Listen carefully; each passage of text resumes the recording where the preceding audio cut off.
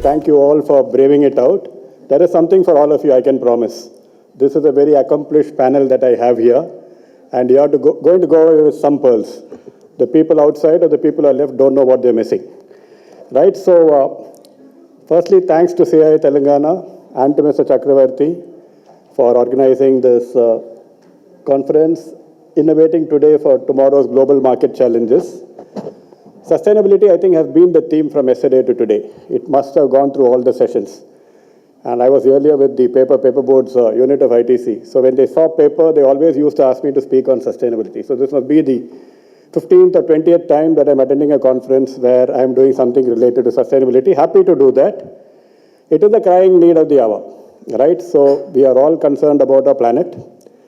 And bit by bit in India, there is growing awareness, both at the consumer level, at the company level, and at the regulatory level on things that to be done. So if I have to trace, because I've been here for some time, 2014 or 13 was when the first draft rules for plastic waste management were floated. And, we finally adopted it sometime in 22. July 22 or 23, 22 is when we adopted it. So it went through such a long process. So you can imagine what was happening. But all of us are now aware of what's happening and why sustainability in general and sustainable packaging is absolutely the need of the hour. There is an EPR, an extended producer responsibility, already in place for plastic packaging and multi-layer packaging in general, including rigids. Recently, some draft rules have been notified even for other categories of packaging. So I don't know how many of you in the corporates have received notifications that the government wants to adopt some rules with respect to paperboard packaging, metal packaging, and glass packaging, with respect to whatever is the virgin content, the recycled content, the reuse content, and how we are going to go about it. So that being the nature of the animal, what does sustainable packaging actually mean? What does it mean to you? It all started, at least in the West, with some, plastic in the water, in the oceans. There are more plastic than fishes, and you know all about those things.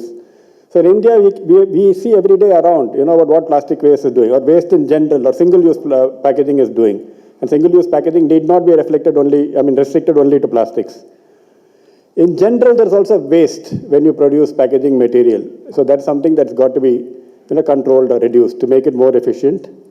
Water stress. I think many areas of India are going through water stress. Okay, so I think it's important for packaging material to know both their water intensity, if I would say the embedded intensity of making materials and packing thousands, and also the energy intensity which goes in. Energy gets directly related to your climate change, emissions, and some broader goals. I'm not getting into those areas, but we all should know what does sustainability mean. So one is about the packaging material.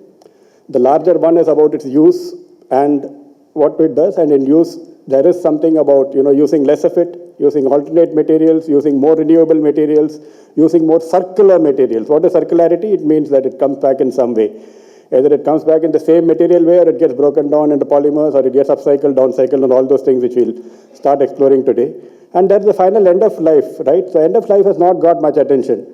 And at least two of my participants here are actually involved with the recycling or the recovery of the materials. And I think that's what we're going to explore a bit more today.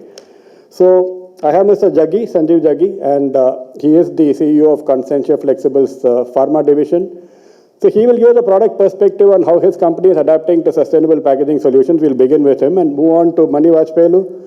So he represents a new face of India, an entrepreneur who started his own business and scaled up in plastic recovery and recycling. We today have an EPR where next year, for example, one of the things we're chatting about is, do we have enough good quantity recyclate for companies to incorporate recycled content in multi-layer packaging?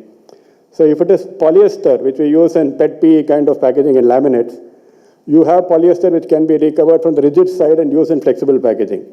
But if you were to recover from flexible packaging, I think that's quite a tall order. So we'd like to hear your experiences of what is going to happen there and how companies like Consentia are also going to progress that. Then finally, we have Garima. So Garima has a very rich background. She's from Tata Energy Research Institute, and she's worked in a lot of environmental and sustainability related projects.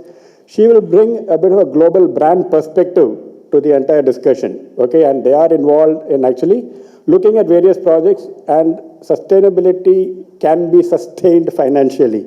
I think you will look at how they look at the world and how they look at India and where are the gaps, and what are the projects can be sustained. I will now begin by inviting Mr. Jaggi, Sanjeev Jaggi, to give his view on how his company is adapting to sustainable packaging challenges, okay, in his product, and also a larger view on what are the challenges and what should be the way forward.